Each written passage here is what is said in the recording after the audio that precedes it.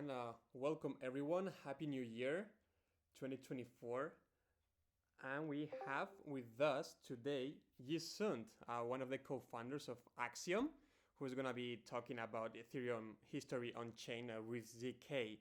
And for a quick background, Yi-Sun, he was a former statistics professor at the University of Chicago and also a researcher at MIT during his PhD. So please, everyone, give Yi a warm welcome, and I'll pass you the floor, sir.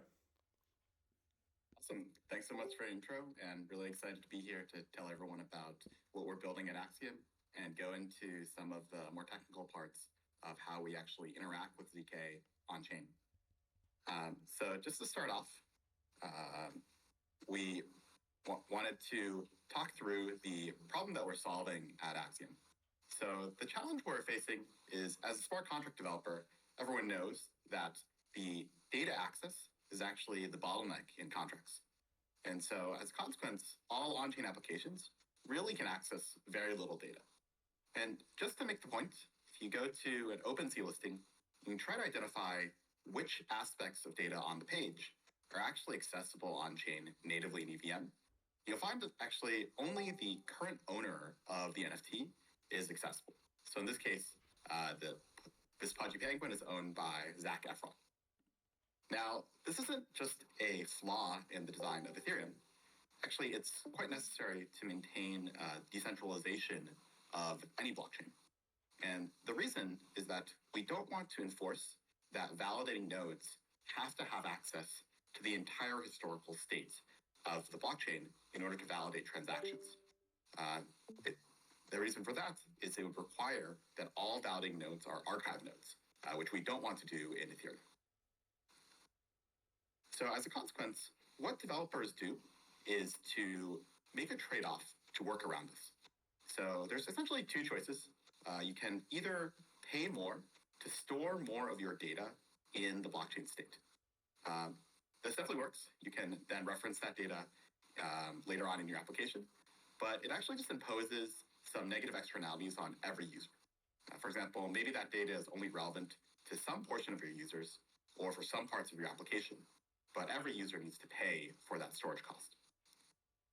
The other choice is essentially to reduce the security of your application by making that data available on-chain using a trusted oracle. And in a lot of cases, that actually works, but of course, it introduces new trust assumptions, and those may not be as composable with other applications. So what we're building at Axiom is a way to remove this trade-off between security and cost for historic on-chain data access. So Axiom allows smart contracts to compute over the entire history of Ethereum.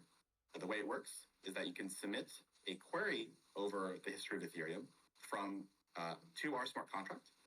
We will pull data from an archive node and perform compute over that data to get to the result.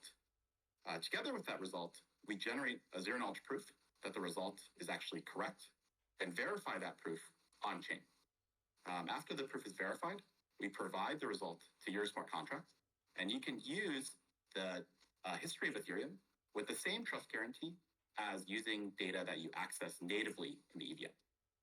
So for the rest of the seminar today, I'll go through a little bit some of the technical challenges we face and how we designed the system to make this possible. So just to set the stage, let me walk through the workflow of actually interacting with Axiom as a smart contract application. So there's 5 steps. So first, we initiate a query into Axiom using your user's computer. So we actually specify queries by zero-knowledge proofs that specify computation over on-chain data. So we've implemented a WebAssembly ZK prover that you can embed into your web frontend that allows your users to generate proofs that specify queries. These queries are then sent on-chain to our smart contract, and we index the contract and start generating proofs of the authenticity of the data inputs to the computations that your users are interested in. As an example, if you want to compute the average historic balance of an account, then the compute proof would compute the average, and the data proof would verify the authenticity of all historic balances that entered into that computation. Once that proof generation is done, the proof is submitted on-chain to our smart contract and verified on-chain. And finally, the results that you're interested in are sent as a callback to the application smart contract.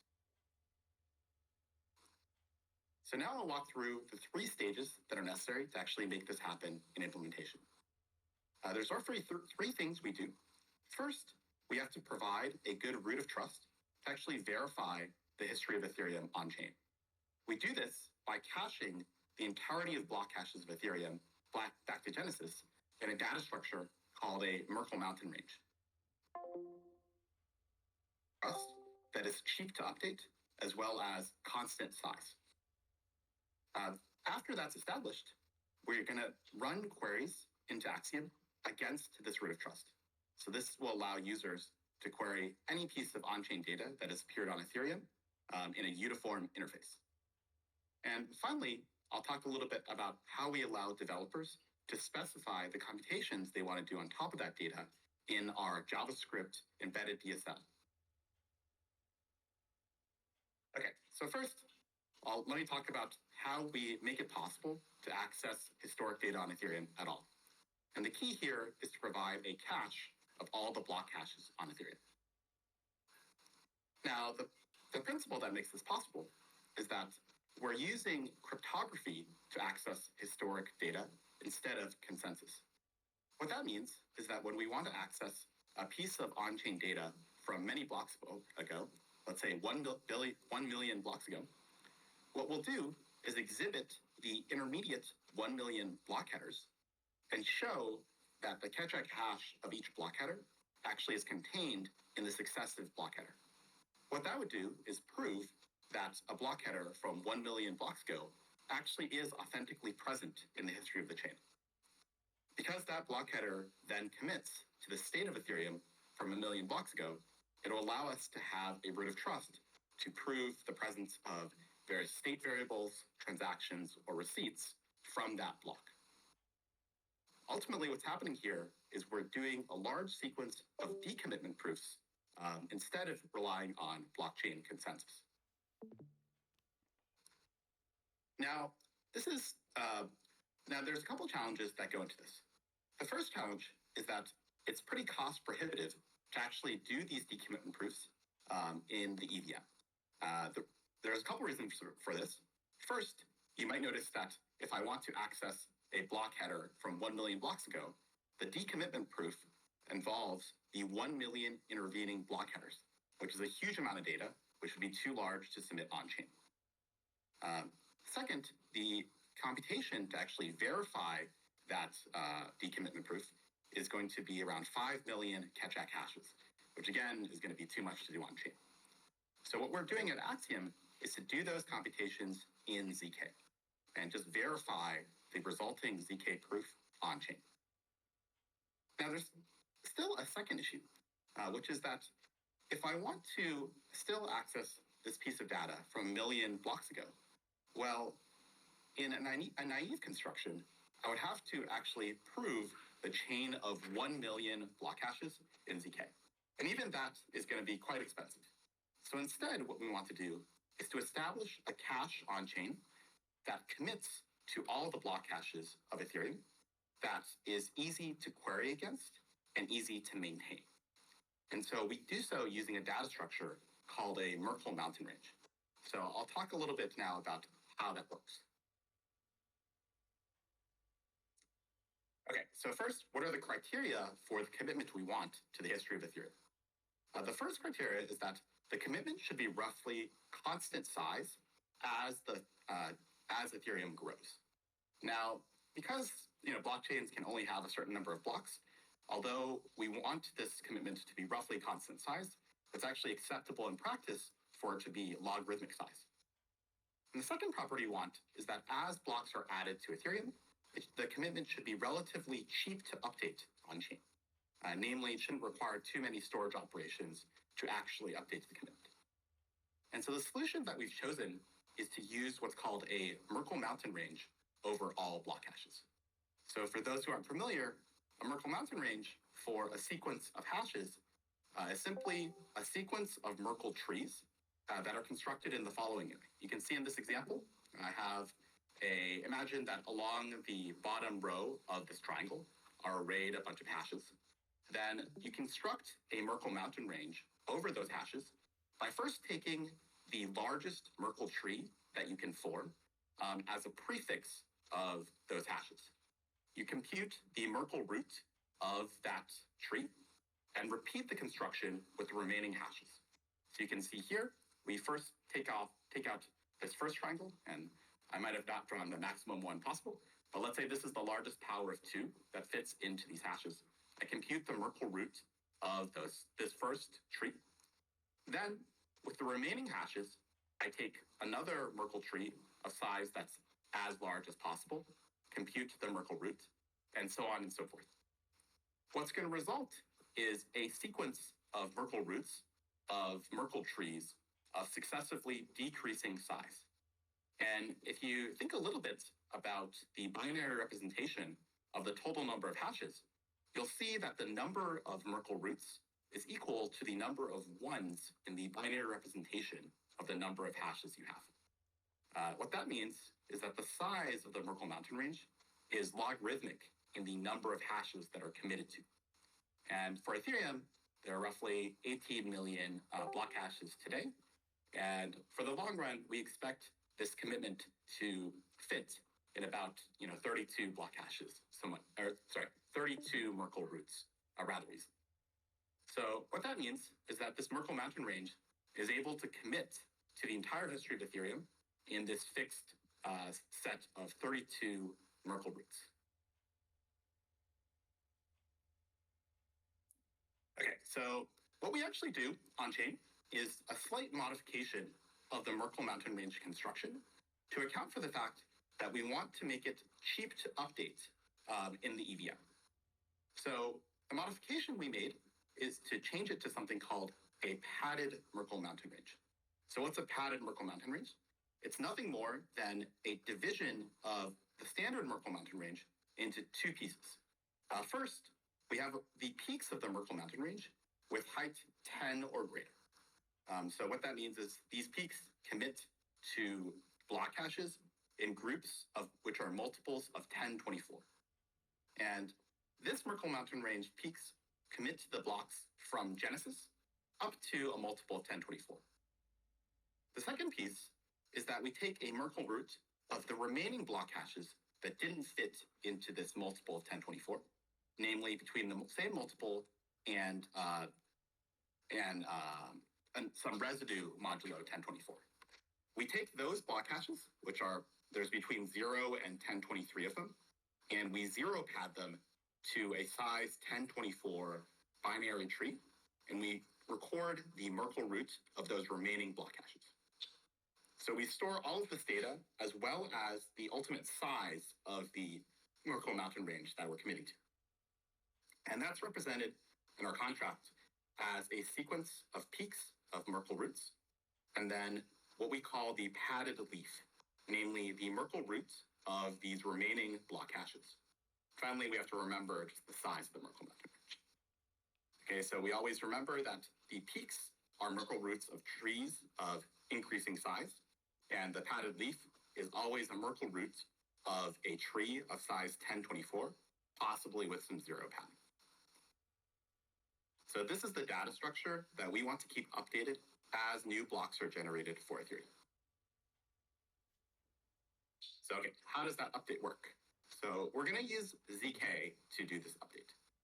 And what does that mean? So suppose we have this data structure that's been maintained for blocks up to some point.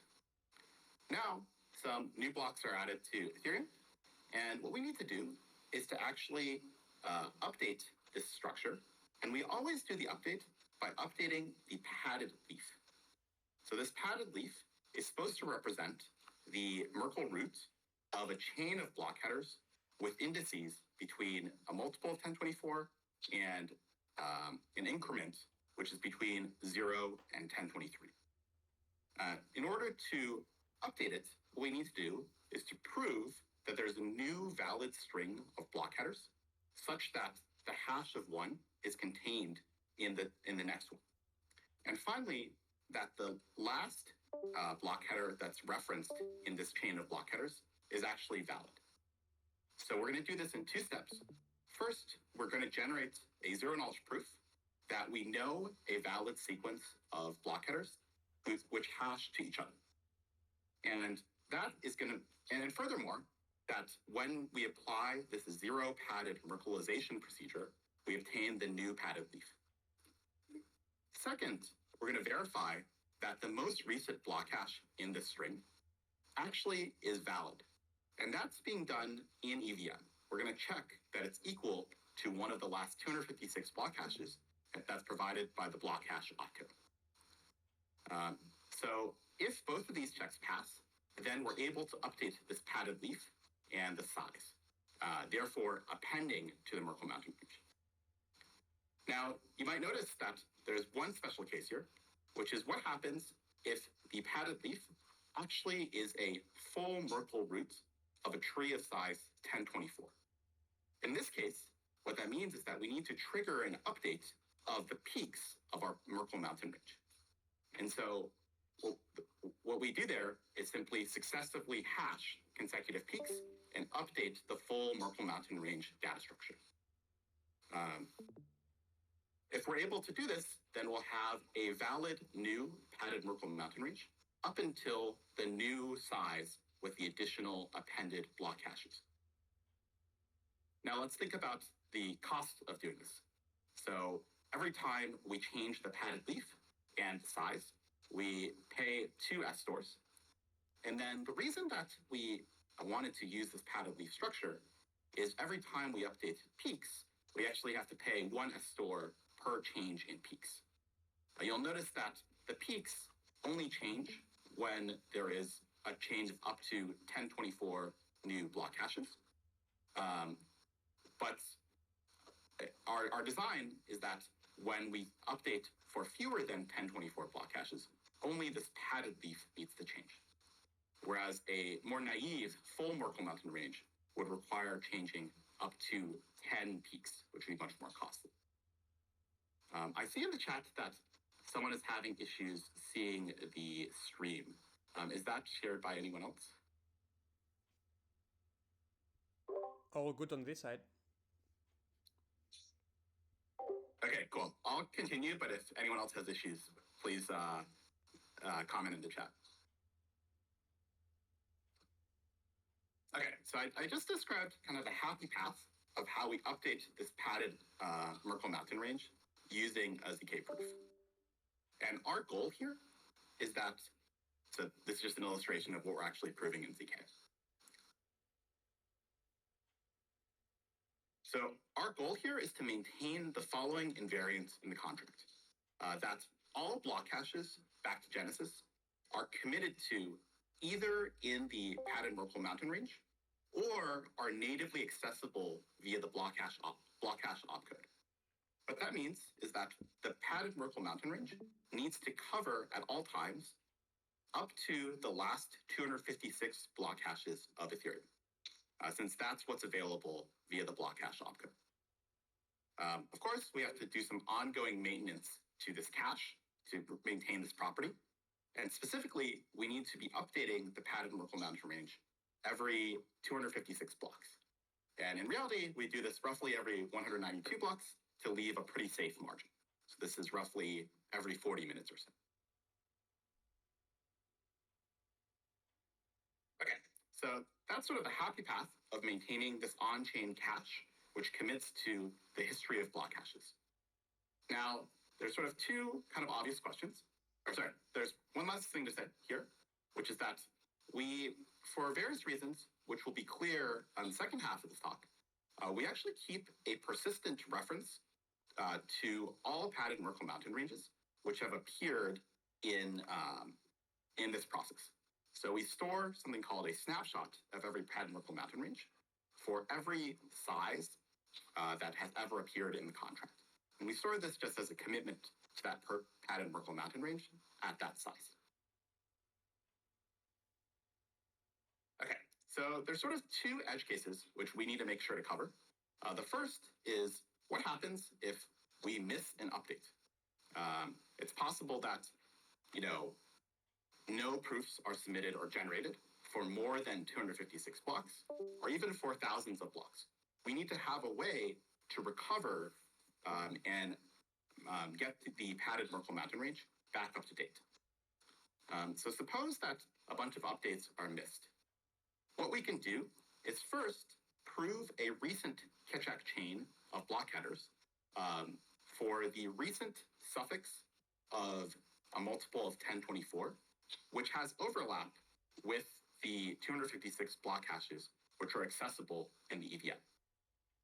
Once we do that, well, we know in our contract that this chain of block headers is valid, and we remember the parent hash of the first header in that chain. If we remember that, then we can start backfilling block headers 1024 at a time. Because we know the parent hash of the first block header in this group, then we can fill in the chunk of 1024 block headers before this block header. And we can keep going backwards until we actually connect to the last block header that's committed to in our previous padded Merkle mountain range. Once that happens, we can just update our padded Merkle mountain range in the EVM and get back to a state where this contract is in sync. So this ideally should never happen, but we do have a recovery mechanism which can work no matter how long the updater is actually down for.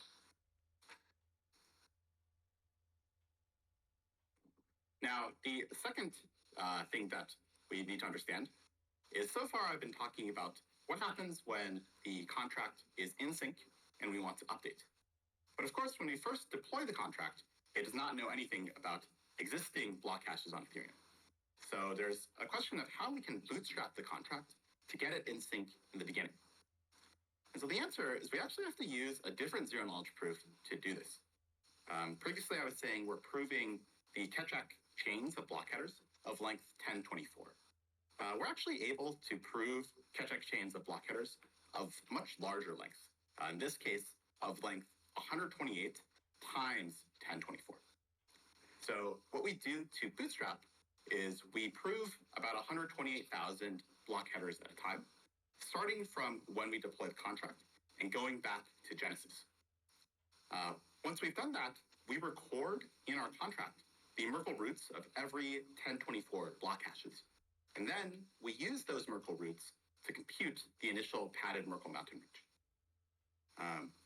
So once we've done that, we have the principle that the padded Merkle mountain range recorded in our contract actually doesn't impose any trust assumptions on the user. All information that goes into it was either proven in ZK or just computed in the EVM. Okay, so after this bootstrap phase, we now have this cache, which is a commitment to the entire history of Ethereum block hashes. And we're updating this periodically to make sure that all block hashes are always available. Now, the next step is to actually verify queries against historic data using this cache. So we do this in a separate contract called Axiom v2 query that just references these cached padded Merkle mountain ranges.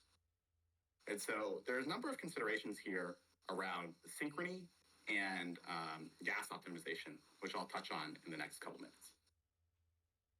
So first of all, what are we doing? So we have this Merkle mountain range cache of block hashes, and we want to access historic data that is committed to in the relevant block headers. Things like the state, the receipts, or the transactions. And the way that it's committed to is typically in a Merkle Patricia trie format. So what's a Merkle Patricia trie? Well, it is So the flow here is that a user is going to send a query into Axiom that makes reference to a bunch of on-chain data. So the user wants to compute something over some on-chain data, and we're going to generate a proof, verified on-chain, and send the callback. So the portion I'm talking about right now is how we generate these on-chain data proofs. So what we're doing in the data proofs is verifying Merkle-Patricia tri-proofs into commitments into data in each block. So, for example, in the block header, there is the state root, which commits to the account trie of all accounts in Ethereum. That's a degree 16 hexarray trie, whose leaves are comprised of the account data, which is the nonce, balance, code hash, and storage root, and whose keys of the trie are simply the hash addresses. Similarly, the storage trie for each contract stores the local contract storage as a mapping between storage slots and storage values. And the root of that trie is the storage root. So fundamentally, what we're proving here is that there are various Merkle proofs into these Merkle-Patricia tries that establish that different historic data points were authentically committed to in either the storage root, the state root, the transactions root, or the receipts root.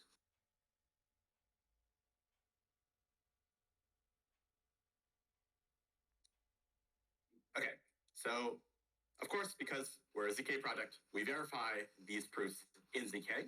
And what that allows us to do is to wrap many of these Merkle-Patricia tri-proofs together in a single ZK proof. Now, once we start doing that, we realize a sort of complicated UX problem, which is that what users really want to do is to access kind of heterogeneous types of on-chain data in the same query. So just to give an example, you might have a single query that asks for the following information, and namely maybe a timestamp from one block, a nonce of some account from a totally different block, the owner of a CryptoPunk at a different block, maybe the function selector of the function that's being called in a transaction specified by index in another block, or an amount that was transferred in a receipt log of a different transaction in a different block. You'll notice that these are all totally different types of on-chain data. They're committed to in the block header in totally different ways.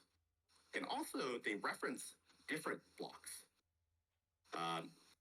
So let me talk through what each of these considerations implies for our on-chain structure. First, the fact that we have to actually reference different blocks means that we need to be able to verify the authenticity of block headers at each of these block numbers. So for example, we need to know that the block header of block 18 million is authentic, 17 million is authentic, and so on. So we do this by proving the validity of all of the block headers against the relevant padded Merkle mountain range. And it's important here that this Merkle mountain range is of constant size while committing to all blocks. Otherwise, if the commitment was of large size proportional to the number of blocks, if we wanted to access large numbers of blocks, then we would have to read a large amount of data on chain, which would be expensive. So we handle all of the block headers by verifying against the same padded Merkle mountain range. Now, secondly, to handle this heterogeneous type of data, we do have to just do a decommitment proof or a Merkle proof into a different root of trust for each type of data. So for example, for block header data, like the timestamp, we directly dereference that from a block hash. And for storage data, transaction data, and receipt data, we do a Merkle-Patricia tri-proof into the relevant root. And we verify all of these proofs in ZK.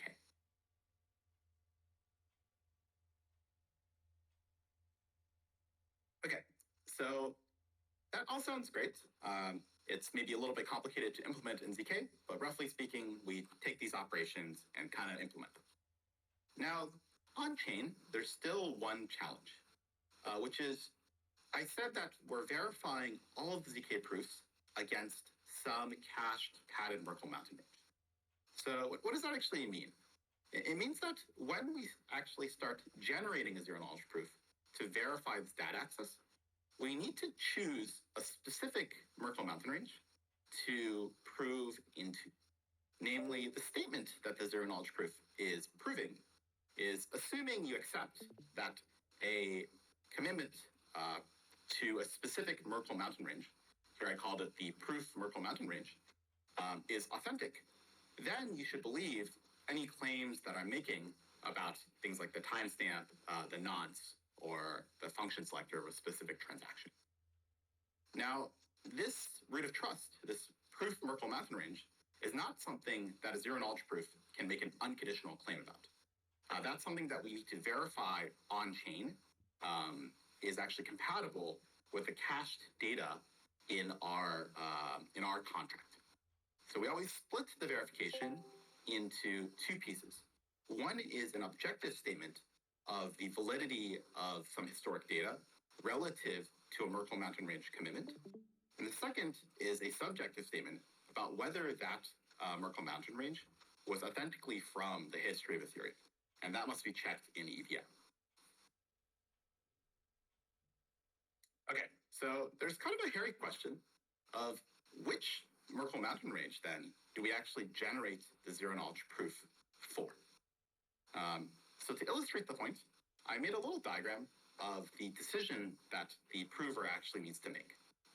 So imagine that we receive some query to access some historic on-chain data, and we look at the state of the chain and try to think about which Merkle mountain range we should prove against. So at the time of proof generation, our smart contract has a bunch of commitments to padded Merkle mountain ranges. I've represented these by these red dots here, and here the horizontal axis represents block number. So you can see that the last 256 blocks are always available to EVM, and we know from our contract commitments to padded Merkle mountain ranges of blocks up to these snapshot points. Now, if you imagine, if the query only references data that is older than the most recent snapshot, then we easily can prove into that snapshot. The reason is that if we generate a proof saying that if you believe a Merkle mountain range up to here is authentic, then you must believe the data access that is being asked for. And we can easily just verify the Merkle mountain range by checking it against this snapshot.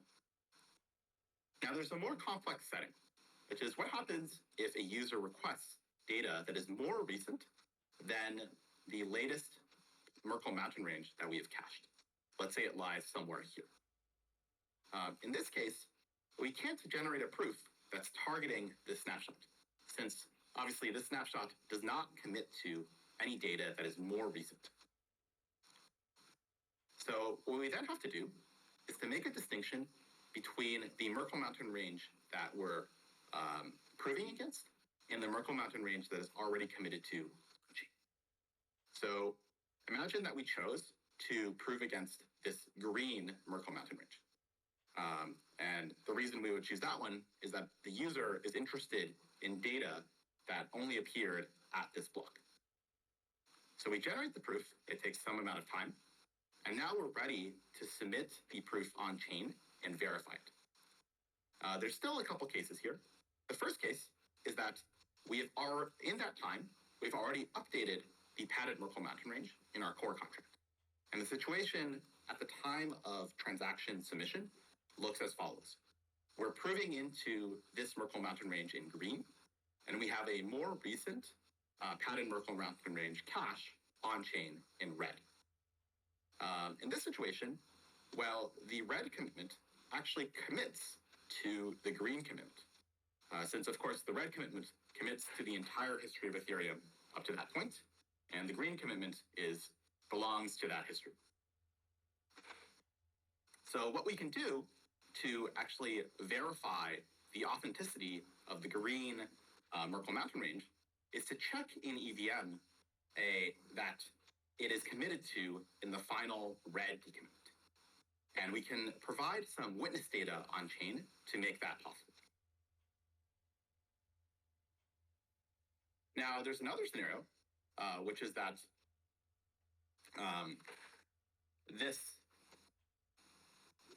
we proved into the green Merkle mountain range, but actually, when we submitted the proof on chain, this blue cache was not yet present in the contract.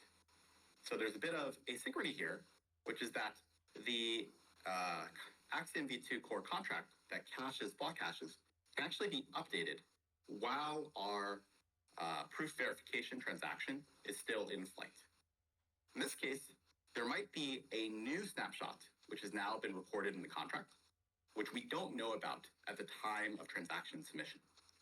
So in this case, the blue Merkle mountain range still commits to the green Merkle mountain range, but we aren't able to submit witness data. So as a result, if we're still in the last 256 blocks, what we can do is extend the green Merkle mountain range using the block hash opcode and check it against the blue snapshot. Finally, there's one more scenario.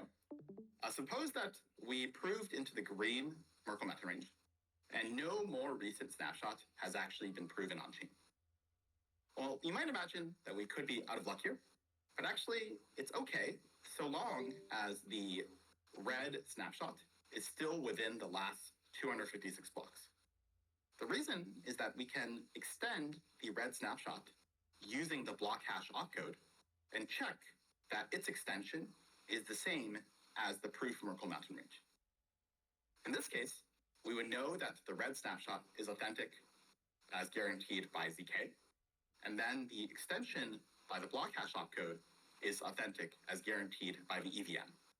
So combining those, we would show that the green Merkle mountain range is actually authentic and therefore verify our full claim.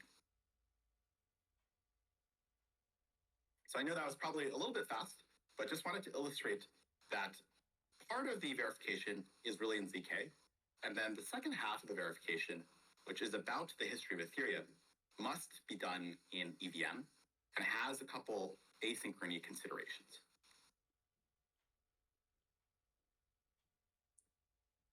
All right, finally, to wrap up, wanted to talk through how we actually enable custom computations on top of this historic data access. So first, let me talk through just what is the interface. So the flow for a developer is that they can write a custom ZK circuit in our JavaScript embedded DSL. We have a compiler that exports a browser prover, which you can embed into your dApp front end from this custom ZK circuit. And our goal is that that is the full flow for a developer, that there's no need for a developer to deploy any custom proving servers or do anything beyond a more standard smart contract deployment process. So let me tell you how we actually achieve that.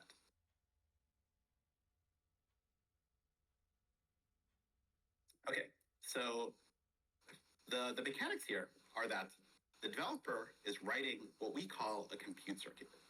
What that does is specify computations over data, things like addition, subtraction, filtering using standard if statements. And the special thing about this circuit is that we allow you to make reference to all types of on-chain data within the circuit.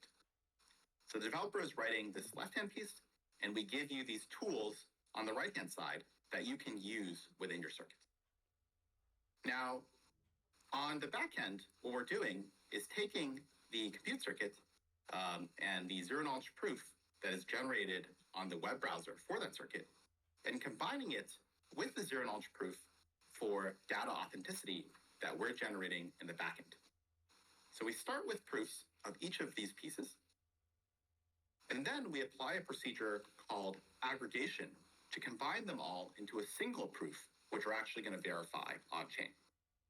So what aggregation does is it takes different proofs and generates a proof of the statement that all of those proofs are actually valid. So don't want to get too much into the details here, but you can think of it as simply taking proofs and combining them into a single proof.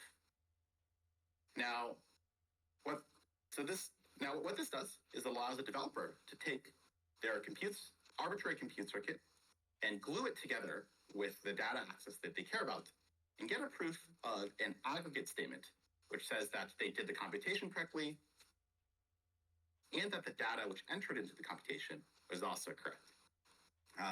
But there's one catch, which is that this aggregation circuit depends and is different for every different compute circuit. So for example, suppose you want to take an average of a user's historic account balances. The compute circuit would compute the average. But let's say you now wanted to modify that. You want to modify it to take an average over just a different number of blocks. If we did this naively, the aggregation circuit would have a different on-chain verification contract for each type of compute circuit. And so every time you wanted to change your computation, you'd have to redeploy your on-chain verify. And so we think that that is quite a big overhead for actually deploying ZK. And so we thought a lot about how to make that developer experience a bit simpler. And so let me, to close, just walk you through our solution for that. So it goes into a little bit how aggregation works. So in an aggregation circuit, what we actually do is to take in two zero-knowledge proofs, let's say proof 1 and proof 2. And the statement that the aggregation circuit is checking is that proof 1 verifies against a verification key, and that proof 2 also verifies against the verification key. Now, by default, the standard way to do aggregation is that the verification keys are fixed. So the full statement would just show that we have proofs for statement 1, which corresponds to verification key 1, and statement 2, which corresponds to verification key 2. So we extended this to something called a universal aggregation circuit. What that does is change the verification keys from fixed to variable. And so now what we can do is take any ZK circuit, put in its verification key into this aggregation circuit, and also put in a proof for it into the aggregation circuit. As a result, we can use the same aggregation circuit to aggregate all types of ZK proofs. And all we have to do at the end is remember what was aggregated and what was the input. What that means is that the verifier for this aggregation circuit, which we're deploying on-chain, does not need to change, even if we change the ZK circuits that go into proof 1 and proof 2. The resulting flow that we can achieve with this is that the user does their compute and data proofs. The resulting proofs are sent to this universal aggregator, and the output of that is a single aggregate proof combined with a couple pieces of metadata about what was the aggregation structure and what was the compute proof. So we call these the query schema, which specifies your computation, and the vkey hash, which specifies the aggregation structure. But whatever these are, they are public outputs of the aggregate proof, which can be verified against the same universal on-chain verifier. And so as a consequence, we can deploy just a single verification contract on Ethereum, and that can work for all queries into Axiom for custom types of data. And so what that means is that to use Axiom, actually, developers don't need to deploy any ZK-related smart contracts. Instead, they can accept a callback from our single on-chain verifier contract. And just to close, to show you what the callback looks like, we simply send you the results of your query combined with the metadata that I was mentioning. So we send you the source chain ID, which is where your data came from, the caller that requested the data, the query schema, which identifies the type of your query. For example, if you're looking for an average account balance, the query schema would be a hash corresponding to the fact that it's an average account balance, but not necessarily of what account. The query ID, which is a unique identifier of your specific query, and finally, the results from Axiom. So on the smart contract side, all developers need to do is validate this metadata to make sure the query is relevant for their application, and finally perform application logic based on the decoded results. All right, so that's Axiom and how we built it. Wanted to put in a little plug. We are hiring for a bunch of roles, really emphasizing the smart contract role right now. So if you're interested in working with systems like these, definitely reach out. You can also check out our full docs and SDK at our doc site. And if you'd like to discuss, you can join our pretty technical Telegram discussion. Happy to stick around for any questions.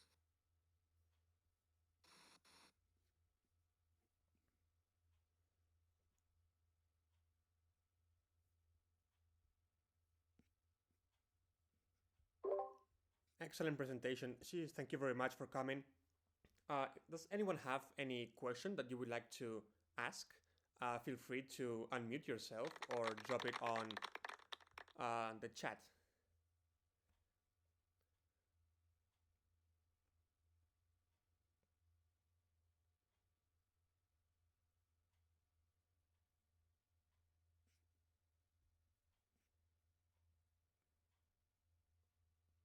Well, and you are indeed getting compliments for such an amazing system that you folks built.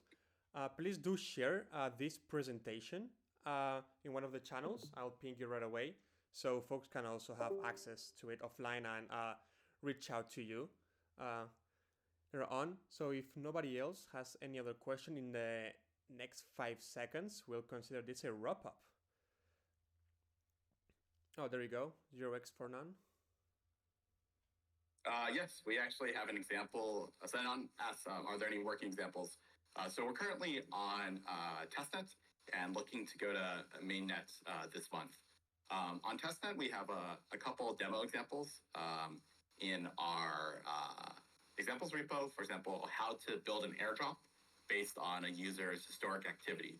You can reward people for provably using your application. I think the example we had was using Uniswap, but we parse the receipts, so it could be any application.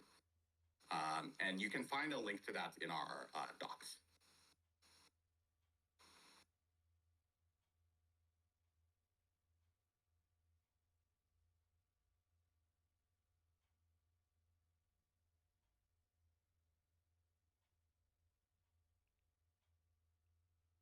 We got someone writing in here. Do you think this is suitable for some more complex systems like ETH liquid staking derivatives? Yeah, I think we're pretty interested in those types of applications. The one limitation for LSDs specifically is that we don't currently offer beacon chain data. It is something that we're in the process of adding, but it won't be out for our mainnet release.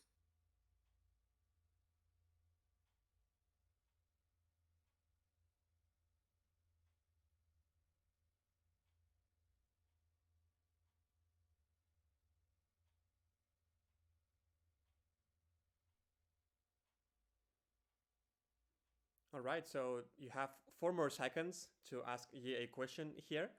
And otherwise, feel free to drop a question async on one of the chat channels. 3, 2, and it's a wrap up. Yi, thank you very much once again for this amazing presentation. Awesome. Thanks for having me. And everyone, have a great day. Bye. Thanks.